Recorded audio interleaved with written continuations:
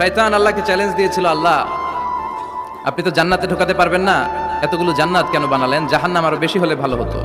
আল্লাহ বললেন কেন?